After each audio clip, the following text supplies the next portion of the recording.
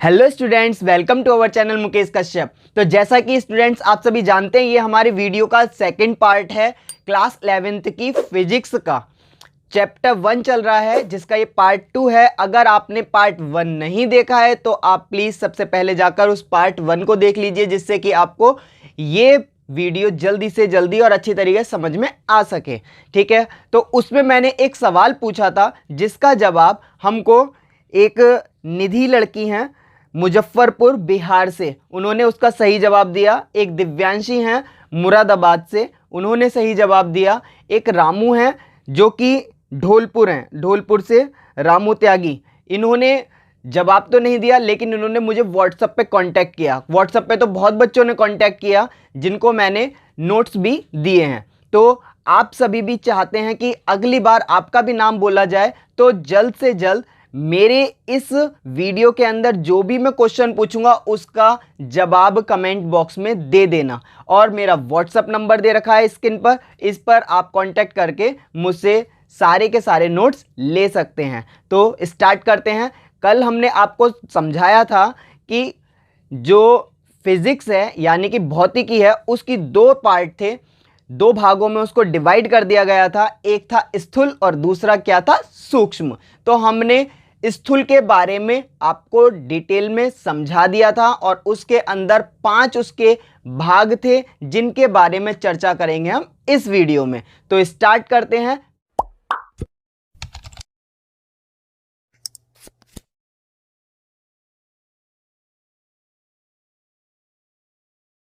बच्चों, क्या आपने कभी सोचा है ये तितली कैसे उड़ती है? नहीं सोचा? सोचिए। जब तक आप सोचेंगे नहीं तब तक आप फिजिक्स वगैरह पर बिल्कुल भी कंसंट्रेट नहीं कर पाएंगे। जो जो आविष्कार हुए हैं वो सारे के सारे आविष्कारों के लिए कहीं ना कहीं से तो किसी ना किसी को कुछ ना कुछ क्लू मिला था। कुछ दिमाग के अंदर उपज आएगी तभी तो उस पर वो रिसर्च करेंगे। कुछ ना कुछ सोचते रहते हैं कि ये क्यों हुआ, कैसे हुआ, क्या बात है कि ये अचानक से ऐसा ही क्यों हो रहा है। अगर ये बातें आपके दिमाग में आती हैं तो आप भी कहीं ना कोई साइंटिस्ट बन सकते हैं। देखिए, मैं आपसे कोई मजाक नहीं कर रहा हूं। हर किसी चीज को बनाने के लिए कुछ ना कुछ पहले क्लू होता है।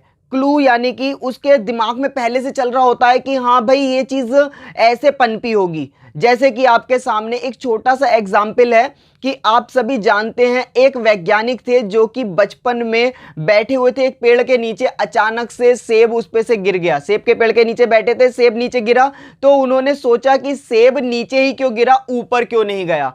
तो इस तरीके से उन्होंने गुरुत्वाकर्षण के नियम का सिद्धांत हमको दिया था।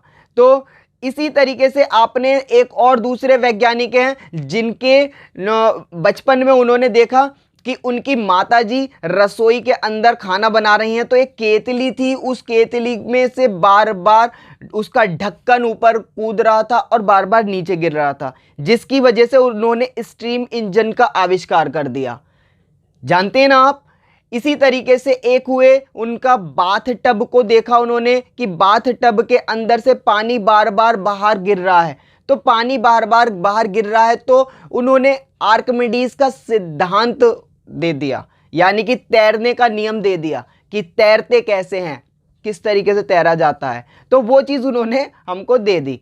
अब इसी तरीके से एक और वैज्ञानिक हुए हैं जिन्होंने चर्च के अंदर पहुंचे, तो चर्च में उन्होंने देखा कि एक लालटेन थी, वो लालटेन हिल रही थी।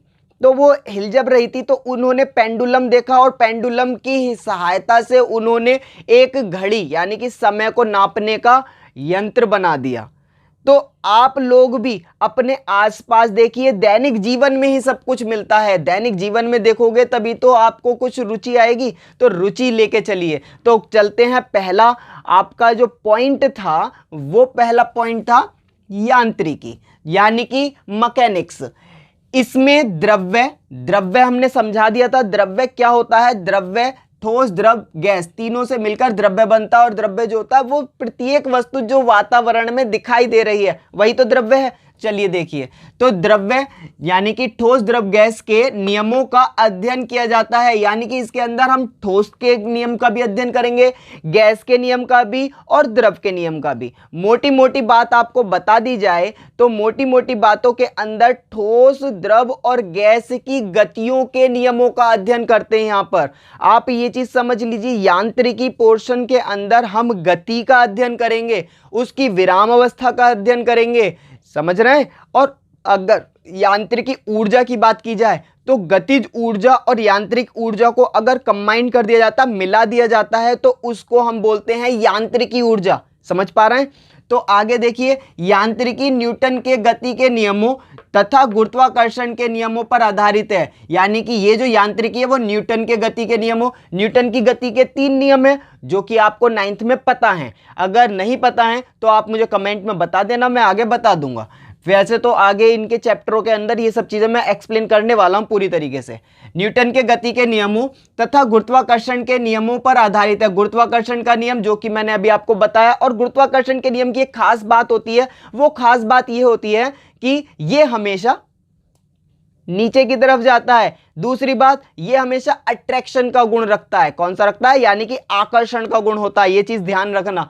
तो गुरुत्वाकर्षण के नियमों पर आधारित है। इसमें रॉकेट नोदन, पिंडों तथा साम्यावस्था एवं उनकी गतियों का अध्ययन होता है। देखो, मतलब ये तो इनने एक एग्जाम्पल दे दिया है, रॉकेट नोदन। आपको ये चीज बिल्कुल नहीं सोचनी है कि केवल रॉकेट नोदन पर होता है। मैंने आपको बताया इसमें गतियों का अध्ययन होता है, गति की विराम अवस्था, गति की आपकी स्पीड जो है, स्पीड किस तरीके से जनरेट हो रही है, किस तरीके से रुक रही है, ये सारी की सारी चीजों का अध्ययन कहां होता है? आपका यांत्रिकी पोर्शन के अंदर होता है। ठीक है, तो रॉकेट के अंदर भी तो गति होती है, तो वो गति किस तरीके से हो रही है, उसको किस तरीके से विस्फोट किया जाता है उस रॉकेट के अंदर, जिसकी वजह से उसमें एनर्जी जनरेट होती है और वो इतनी स्पीड से ऊपर की तरफ चला जाता है। तो वो सारी की सारी इसी के अंदर की जाती है। पिंडों की साम्यावस्था, पिंड क्या होते हैं? उल्का पिंड हो गए, आपका चंद्रमा है तो चंद्रमा ग्रह है, लेकिन चंद्रमा से जो छोटे हैं वो पिंड होते हैं। तो वो पिंडों की साम्यावस्था की, वो किस अवस्था में रुके हुए हैं, किस अवस्था में गति कर रहे हैं, कितनी दिन में जाकर वो हमारे चारों तरफ आ पाएंगे, हमारे वो कहते हैं ग्रहण हो लगता है, तो ग्रहण कितने दिन में आकर लगेगा, ये पिंड आकर दूसरे पिंड के बराबर में कितने टाइम में आएगा, तो उसकी गति का अध्ययन हो रहा है। तो वो सारे के सारा साम्यावस्था का एवं उनकी गति का अध्ययन किया जाता है। इस शाखा में द्रव्यमान, जड़त्व बल, ऊर्जा, शक्ति, बल, आघूर्ण आदि भौतिक राशियों की अवधारणा की व्याख्या की जाती है। आप समझ सकते हैं, द्रव्यमान है, द्रव्यमान जो होगा वो क्या होता है? देखो, एक होता है द्रव्यमान, एक होता है भार। द्रव्यमान होता है एम से डिनोट करते हैं द्रव्यमान को। तो ये द्रव्यमान जो होता है हर किसी वस्तु का अलग होता है, एक निश्चित होता है, और भार जो होता है वो जगह जगह पर जाकर बदलता रहता है। क्यों बदलता है? ये चीज इसलिए बदलता है क्योंकि जी जो होता है गुरुत्वाकर्षण बल, जो कि हमारा भार है डब्ल्यू, वो होता है एम जी। एम के साथ में जी की मल्टीप्लाई होती है, और जी जो होता है वो होता है 9.8, कहीं 9.9, कहीं होता है 10। तो जहां पर वो पहुंचा और 10 हुआ, यहां पर द्रव्यमान अगर सपोज 40 है और गुणा यहां जी कितना है हमारा 10 है, तो हो गया ये 400 किलो। ठीक है, उसके अलावा अगर ये 40 है और 9.8 है तो इससे मल्टीप्लाई करेंगे तो फिर इसमें फिर दोबारा चेंजिंग आ जाएगी। तो इसका मतलब भार बदलता है, द्रव्यमान कभी भी नहीं बदलता। तो हमने देखा कि इस शाखा में द्रव्यमान यानी कि एम पर, जड़त्व बल होता है अपना, जड़त्व बल एक तरीके से विराम अवस्था का बल होता है। ठीक है ना, जड़त्व बल, ऊर्जा, शक्ति, बल, आघूर्ण आदि भौतिक राशियों का अध्ययन किया जाता है। तो बच्चों, क्या आपको पता है कि ठंड होती है, बहुत कड़ाके की ठंड लग रही है, उस ठंड के अंदर आप मोस्टली जब कपड़े खरीदते हैं, स्वेटर्स खरीदते हैं, तो वो डार्क कलर के खरीदते हैं, रेड कलर के होते हैं, ब्लैक कलर के होते हैं। स्कूल की ड्रेस होती है, स्कूल की ड्रेस के अंदर अगर आपको कोट दिया गया तो ग्रीन कलर का, रेड कलर का होता है मोस्टली। आपने नोट की ये बात? और कभी अगर हम ठंड के अलावा गर्मी का मौसम होता है तो गर्मी में हल्के कपड़े पहनते हैं जिनका कलर क्या होता है? वाइट होता है। येलो कलर का कपड़ा पहनते हैं, इससे हमें ठंडक महसूस होती है। तो ये चीज़ जो है वो क्या है कि गर्म कपड़े जो होते हैं वो मोस्टली किस कलर के होते हैं, डार्क कलर के होते हैं, और जो ठंडे कपड़े होते हैं वो मोस्टली किस कलर के होते हैं, हल्के कलर के होते हैं। ये चीज़ आपने कभी सोची क्या होता है, क्यों उनके अंदर, कलर के अंदर ऐसी चीज है? तो कलर के अंदर ऐसी चीज होती है, जो डार्क कलर के कपड़े होते हैं वो एनर्जी, ऊष्मा को यानी कि हीट को जल्दी एब्जॉर्ब कर लेते हैं, और जो ठंडे कपड़े होते हैं वो हीट को कम एब्जॉर्ब करते हैं। बात आई समझ में? तो ये जो हमने सोचा, यही सोच हमें कहां पर दिखाई देती है, ऊष्मा गतिकी शाखा के अंदर।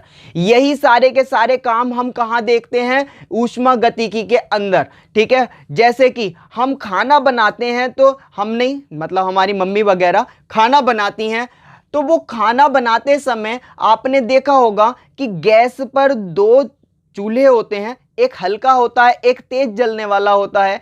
उसके अलावा अगर हमें तेजी से और ज़्यादा फास्ट खाना बनाना है तो क्या होता है कि जो बर्तन होता है, उस बर्तन की तली को अगर ध्यान से देखो तो फ्राइविन होता है, उसकी तली नीचे से ब्लैक होती है। कुछ आजकल आ रहे हैं जिसमें कि कॉपर की होती है, यानी कि उसके अंदर एक कॉपर की प्लेट लगी होती है, परत सी लगी होती है, कत्थई कत्थई सी कलर की, ब्राउन कलर की होती है। तो वो ब्राउन कलर की क्यों होती है? वो ब्राउन कलर की होती है, या फिर आपने कभी अगर गांव में गए हो तो गांव में आपने देखा होगा कि मिट्टी के बर्तन यानी कि हंडिया वगैरह होती है, तो उसके पीछे की साइड में उसकी तली पर राख वगैरह लगा देते हैं वो लोग। राख लगाने से होता क्या है कि ऊष्मा यानी कि हीट को वो जल्दी से एब्जॉर्ब करती है, तेजी से एब्जॉर्ब करना चालू कर देती है, और जल्दी से वो खाना पकाना स्टार्ट कर देती है।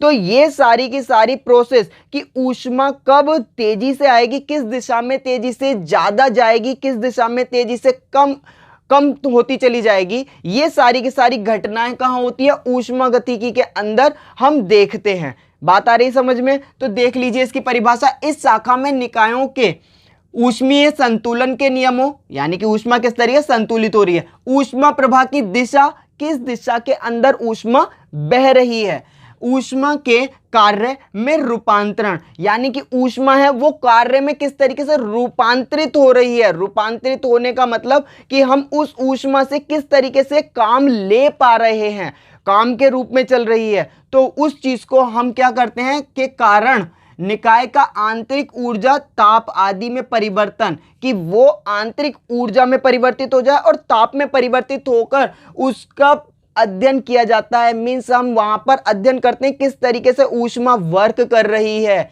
समझ में आ रही है बात? तो अगर आपको ये चीज बिल्कुल अच्छी तरीके से समझ में आ गए तो एक प्लीज लाइक जरूर कर देना। तो बच्चों, ऊष्मा गतिकी के अंदर और क्या होता है कि जिस तरीके से आपने इंजन देखा है, कौन सा इंजन, जो कि रेल का इंजन, उस रेल के इंजन को आपने देखा था स्टीम इंजन था। वो किसका था? स्टीम का इंजन था। तो स्टीम इंजन जो सबसे पहले हुआ था, जेम्स वॉट ने वो बनाया था। तो उस इंजन के अंदर ऊष्मा को कार्य के रूप में लेकर इंजन को चलाया गया। तो वही चीज हमने बताया कि कार्य के रूप में रूपांतरण किया जाता है ऊष्मा का। समझ में आई बात? समझ में कि ऊष्मा को कार्य करवा दिया उस ऊष्मा से, तो कार्य के रूप में रूपांतरण जो कराया, तो वही प्रोसेस ऊष्मा गतिकी के अंदर होती है। एक और एग्जांपल, आपके घर के अंदर जो फ्रिज होता है, रेफ्रिजरेटर, जिसको हम प्रशीतक भी बोलते हैं हिंदी में, तो उसके अंदर हम क्या करते हैं, बर्फ जमा लेते हैं। वो बर्फ किस तरीके से आता है, वो ऊष्मा का परिवर्तन हो रहा है, ऊष्मा को रूपांतरित करा जा रहा है। गर्म पानी था, नॉर्मल टेम्परेचर का पानी था, वो वहां रखा गया, उसमें ऊष्मा जो थी वो कहां गई, वो किस तरीके से वर्किंग में आई, और उसे किस तरीके से कम करके टेम्परेचर को हमने एक बर्फ की फॉर्म में ले लिया, तो वो ऊष्मा गतिकी के अंदर आता है। नेक्स्ट अब चलते हैं प्रकाशिकी के ऊपर। तो प्रकाशिकी के अंदर, जैसे कि ये वर्ड बता रहा प्रकाश, जिसके बगैर हम कुछ नहीं देख सकते। आप देख सकते हैं क्या? मैं तो नहीं देख सकता भाई, लेकिन आप अगर देख सकते हैं तो हो सकता है आप बहुत होशियार हो या फिर एक्स्ट्रा ऑर्डिनरी हो, बट हम प्रकाश के अलावा नहीं देख सकते। प्रकाश हमें बहुत ज़्यादा ज़रूरी है देखने के लिए।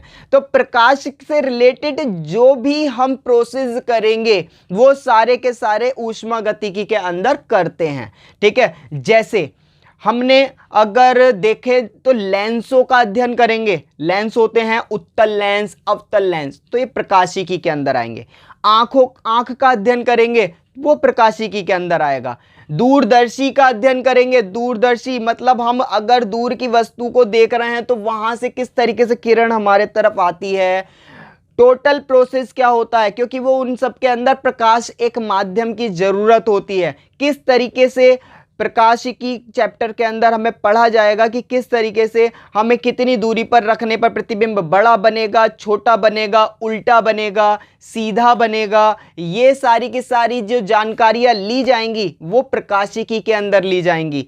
सूक्ष्मदर्शी कि बहुत छोटी चीजों का प्रतिबिंब हमें बड़ा करके किस तरीके से लेना है, ठीक है, तो वो क्या होता है, हमारा सूक्ष्मदर्शी होता है कि बहुत छोटे छोटे छोटे छोटे से कीड़े हैं, परमाणु हैं, अणु हैं, इनको हमने बड़े लेवल पर देखना है, तो वो किस चीज में आएगा, प्रकाशिकी के अंदर आएगा। समझ पा रहे हैं आप? ठीक है, तो देख लेते हैं इसकी डेफिनेशन को कि इस शाखा में प्रकाश पर आधारित परिघटनाओं का अध्ययन किया जाता है, जैसे दूरदर्शी एवं सूक्ष्मदर्शी की कार्यविधि कि वो किस तरीके से वर्क करती हैं, विभिन्न वस्तुओं एवं पतली फिल्मों। देखो पतली फिल्मों क्या चीज है, ये चीज समझ लेते हैं। साबुन के बुलबुले के रंगों का कारण कि साबुन का जो बुलबुला होता है, आपने देखा होगा बचपन में, आप खेले भी होंगे कि पानी के अंदर साबुन को घोल लिया या सर्फ को घोल लिया और आपने एक गोल गोल सी डंडी ली और उसे लेकर इस तरीके से करते हैं जिसमें से कि एक बुलबुला टाइप का निकलता है, और वो बुलबुला देखने में बड़ा अच्छा लगता है। छोटे छोटे छोटे छोटे बुलबुले चारों तरफ फैल गए, तब वो बुलबुले जो होते हैं ऐसे होते हैं कि हवा में ही अपने आप फूट भी जाते हैं। तो आपने कभी सोचा वो हवा में ही फूट गए? क्यों फूट गए? वो इसलिए फूट गए क्योंकि उनकी जो परत थी, उनकी जो चारों तरफ की परत थी, वो इतनी नाजुक थी कि हवा के झोंके से ही, हवा के झोंके से टकरा कर ही वो टूट गई। तो मीन्स क्या है, वो बहुत ज्यादा पतली थी। अब जो पतली होती है और उसमें आर पार हम देख सकते हैं तो उसे बोलते हैं फिल्म। आर पार जिसमें देख सकते हैं वो क्या है, फिल्म। और जिसको हमने बहुत बारीक ली तो वो क्या होगी, पतली फिल्म। ऐसी बहुत सी पतली फिल्म होती हैं। आपके सामने एक साबुन के बुलबुले का मैंने आपको एग्जाम्पल दे दिया। अब इसमें क्या होता है कि आपने अगर ध्यान दिया हो, साबुन का बुलबुला जब उड़ता हुआ जाता है तो आपने देखा होगा उसमें कई सारे कलर दिखाई देने लगते हैं। तो वो जो कलर दिखाई दे रहे हैं वो कलर क्यों आए, वो सारा अध्ययन यहां किया जाता है। इंद्रधनुष बन रहा है तो वो कैसे बन रहा है, उसके अंदर वो कलर कैसे जनरेट हो रहे हैं, इन सारी चीजों का अध्ययन कहां होता है, प्रकाशिकी में होता है। ये जो चीजें मैं बता रहा हूं, ये अभी इस चैप्टर में केवल आपको यही जानने की जरूरत है कि इस शाखा के अंदर क्या क्या काम होते हैं, क्यों होते हैं। ठीक है, अब वो कैसा प्रोसेस है वो जिस चैप्टर में आएगा वहां मैं उसको पूरी तरीके से एक्सप्लेन करूंगा। मैं जिस दिन भुला दूं तेरा प्यार दिल से, वो दिन आखिरी हो मेरी जिंदगी का, मेरी जिंदगी का। ये आंखें उसी रात हो जाएं अंधी, ये आंखें उसी रात हो जाएं अंधी, जो देखें सिवा तेरे सपना किसी का। बच्चों ये मैंने गाना गाया, ठीक है। भाइयों और बहनों, आज मैं आप सभी के सामने पेश करता हूं, समझ में आ रही है? अब मैंने ये दो चीजें की आपके सामने, एक गाया गाना, एक मैंने कहा भाइयों और बहनों। इन दोनों के अंदर क्या डिफरेंस आया? इनके अंदर डिफरेंस आया, एक से आपको सुर का पता चला यानी कि संगीत है, एक से आपको पता चला भाइयों और बहनों, मतलब मैं भाषण दे रहा हूं, लेक्चर दे रहा हूं। समझ में आ रहे हैं? तो मीन्स क्या है, जो हमारी ये शाखा है दोलन तथा तरंगे, ये यही चीज दर्शाती है। कैसे? आप कहेंगे सर कैसे? तो ये ऐसे बच्चों कि जब मेरी आवाज है वो आप तक पहुंच रही है, वो किस तरीके से पहुंच रही है, कभी सोचा? वो तरंगों के रूप में पहुंच रही है, वेव्स के रूप में, यानी कि तरंगों के रूप में पहुंच रही है। दोलन क्या होता है कि जब हम किसी पेंडुलम को, मतलब किसी एक रस्सी में लटका कर किसी हार्ड चीज को अगर हिलाते हैं तो वो दोनों तरफ घूमती है, उसे दोलन बोलते हैं। अब ये ऐसे घूमे या फिर कोई रस्सी है, रस्सी के अंदर हमने क्या करा, एक रस्सी को एक किनारे पर बांध दिया, दूसरे किनारे को झटका, तो वो इस तरीके से हिलती है, तो वो क्या है, हमारी दोलन है, यानी कि तरंगों के रूप में आ रही है। पानी है, पानी के अंदर शांत जल था, उसके अंदर हमने एक ईंटी डाल दी, जैसे ईंटी गिरी वो क्या होता है, एक नीचे की तरफ डिप करती है, और वो खुद तो डिप करती है लेकिन उसके साथ बवंडर सा उठाकर इस तरीके से चारों तरफ को फैलता है। तो वो जो चारों तरफ फैलता है, जब नीचे गिरा तो उसे बोलते हैं विक्षोभ, उसको क्या बोलते हैं, विक्षोभ। और उस विक्षोभ की वजह से जो आगे की तरफ बढ़ा वो सारी होती है लहरें, जिसको बोलते हैं तरंगे, वेव्स। ठीक है, तो हम इन सब के बारे में अध्ययन करते हैं किसके अंदर, दोलन तथा तरंग के अंदर। ठीक है, कि साउंड से रिलेटेड सारे काम, कि जैसे आपने पढ़ेंगे फर्स्ट ईयर में, आपके आएंगे प्रैक्टिकल आएंगे, उसके अंदर आप देखेंगे कि आवाज अगर, अच्छा एक छोटा एग्जाम्पल और देता हूं, कभी घर पर करके देखना कि आप मोबाइल की साउंड को अपने जैसे चल रही है वैसे सुनना, उसके अलावा जहां से वो साउंड निकलती, यानी कि जहां स्पीकर होता है उस पर अपने इस तरीके से गोल कर कर हाथ इस तरीके से यहां पर मोबाइल रख लेना, तो देखना कि आवाज अचानक से तेज हो जाती है। आप किसी ऐसे पोर्शन पे रखना मोबाइल को जो इस तरीके से एल टाइप में दे रखा हो, यानी कि किसी किसी किनारे पे, किसी घर के किसी किनारे पर रखना, किनारे की साइड में, तो वो जब जहां पर पीछे की तरफ रखोगे आवाज अपने आप तेज होने लगेगी। तो वो आवाज तेज क्यों हुई, वो टकराकर वापस आई।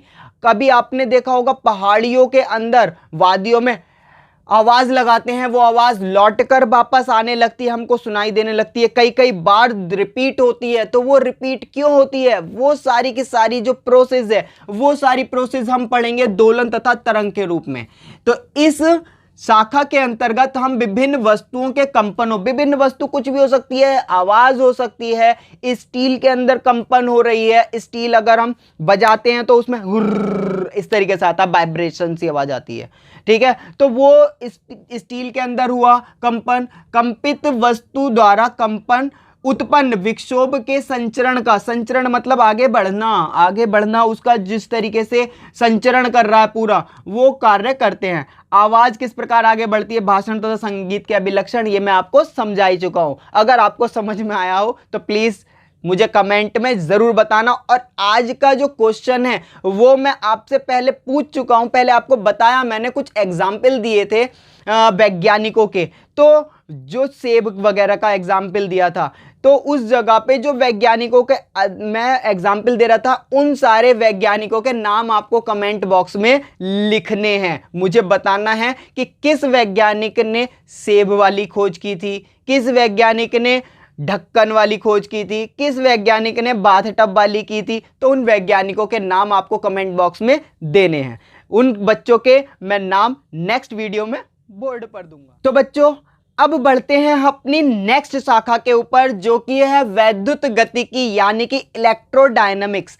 अब इलेक्ट्रोडायनामिक्स क्या है, इलेक्ट्रो मतलब कि विद्युत, विद्युत के बारे में जितनी भी बात करेंगे, विद्युत के अंदर चुंबक का बहुत बड़ा रोल होता है। आप एक बात समझ लीजिए, चुंबक और विद्युत का बहुत बड़ा रोल होता है। जिस तरीके कहते हैं ना, बत्ती ने पकड़ लिया, बिजली ने हमें पकड़ लिया, बिजली से चिपक गए, तो चिपक गए मतलब यानी कि कुछ ना कुछ ऐसा प्रोसेस है जिसने कि उसे जकड़ लिया है।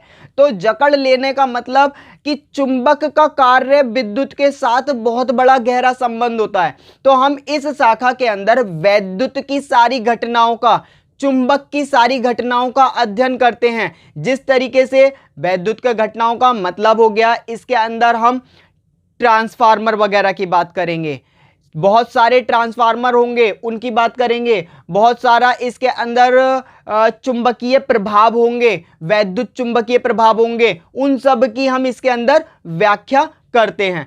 सोलर सेल हो गया, उसकी इसके अंदर बात करेंगे, यानी कि सेलों की बात करेंगे। सेल बहुत सारे होते हैं, डायनामो सेल हो गए, आपके शुष्क सेल होते हैं कुछ, उनकी बात करेंगे। इन्वर्टर का सेल होता है, इन्वर्टर का जो बैटरा होता है वो भी एक सेल के रूप में होता है, उसकी बात करेंगे। तो इसमें क्या है, हम क्या आवेशों से रिलेटेड, और आपके एक तो आवेश हो गए और दूसरे हो गए आयन, आयन और आवेशों की बात करते हैं इस चैप्टर के अंदर। ठीक है, तो इसकी डेफिनेशन थोड़ी सी पढ़ लेते हैं। वो डेफिनेशन क्या है, इस शाखा के अंतर्गत आवेशित तथा चुंबकीय वस्तु से संबंधित परिघटनाओं का अध्ययन किया जाता है।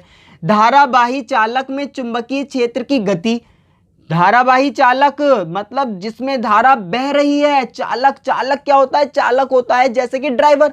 जैसे कि हम क्या करते हैं, बस में बैठे हैं, हमें ड्राइवर ड्राइव करके लेके चला जाता है कहीं पर भी, इसी तरीके से चालक क्या होता है, जैसे लोहा है, लोहे के अंदर अगर हम इस किनारे पे पकड़ा हुआ है और यहाँ पर एक लाइट का तार लगा दें और उसका ऑन कर दें तो हमें करंट लगेगा, नहीं लगेगा, लगेगा। तो इसका मतलब यहाँ पर अगर वैद्युत आई है और वैद्युत इस पॉइंट पर आई थी, लेकिन हमें यहां इस पॉइंट पर आकर करंट लग गया, इसका मतलब इसमें करंट फ्लो हुआ है, करंट इसके अंदर से बहकर चला गया। तो जिस चीज के अंदर से करंट फ्लो होकर चला जाता है उसे बोलते हैं चालक, यानी कि ड्राइवर। ठीक, तो धारावाही चालक जिसमें धारा बह सकती है, चुंबकीय क्षेत्र में गति।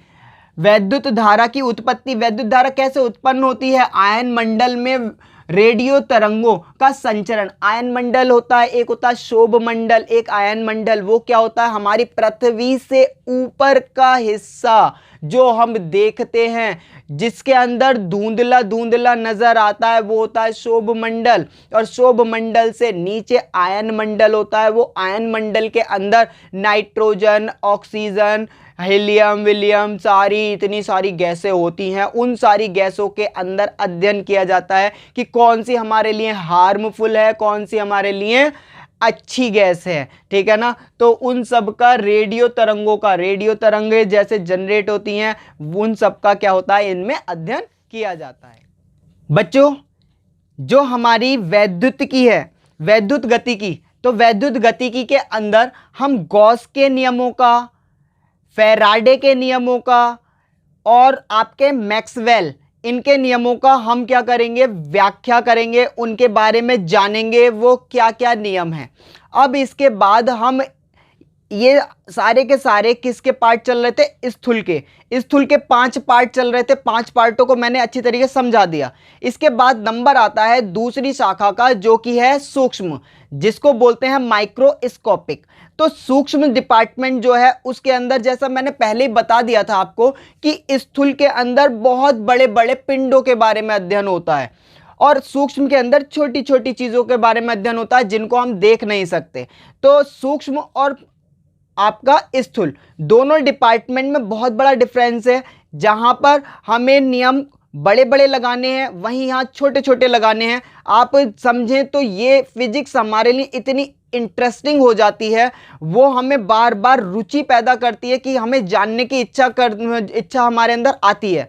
तो देखिए, सूक्ष्म के अंदर हमें किस किस चीज का अध्ययन करना है, परमाणु, अणु, नाभिक, इनके बारे में हम रिसर्च करते हैं, इनके बारे में जानते हैं कि इनके बीच कौन सा बंध बना हुआ है, किसने किसको किस तरीके से पकड़ रखा है, किस तरीके से जकड़ रखा है, कैसे इनको तोड़ा जाता है, कौन सी ऊर्जा उत्पन्न होती है, हाइड्रोजन बम कैसे बनता है, परमाणु बम कैसे बनता है। ये सारी की सारी जो प्रोसेस है वो सारी हमारी सूक्ष्म डिपार्टमेंट में आती है, यानी कि सूक्ष्म जो आपका बोलते हैं माइक्रोस्कोपिक के अंदर आता है। इसकी डेफिनेशन देख लेते हैं। भौतिकी के सूक्ष्म प्रभाव के अंतर्गत परमाणविक, आणविक तथा नाभिकीय परिघटनाओं को सम्मिलित किया जाता है। इसकी व्याख्या के लिए क्वांटम यांत्रिकी यानी कि क्वांटम मैकेनिक्स का उपयोग किया जाता है। ये जो हमें डिपार्टमेंट है इसके द्वारा ही हम क्या करते हैं, एक्सरे मशीन्स वगैरह होती हैं, एक्सरे करते हैं, तो एक्सरे के बारे में जो जानकारी होती है वो इसी के अंदर होती है कि किस तरीके से एक्सरे मशीन हमारे सारे की सारी मांसपेशियों को पार करके केवल हमारे अंदर की जो संरचना है उसको दिखा पाती है। तो ये सारी की सारी जो पॉसिबिलिटी हैं वो सारी की सारी हमें किस में आती हैं, सूक्ष्म यानी कि माइक्रोस्कोपिक के अंदर। तो उम्मीद करता हूं आपको ये दोनों के दोनों पोर्शन बहुत अच्छी तरीके से समझ में आ चुके होंगे कि किस डिपार्टमेंट में किस चीज़ के बारे में हमें कब पढ़ना है, क्या चीज़ हमें किस डिपार्टमेंट में आकर समझ में आएगी। और अगर आप लोगों को ये चीज़ समझ में आ चुकी है तो मैंने जो क्वेश्चंस पूछे उनके जवाब आप कमेंट बॉक्स में ज़रूर दे दीजिए, जिसकी वजह से मैं आपको आपके नाम यहाँ पर अगली वीडियो में बोलने वाला हूँ। ठीक है, अगर आपको ये इस वीडियो के अंदर कुछ भी समझ में ना आया हो तो वो मुझसे पूछ सकते हैं।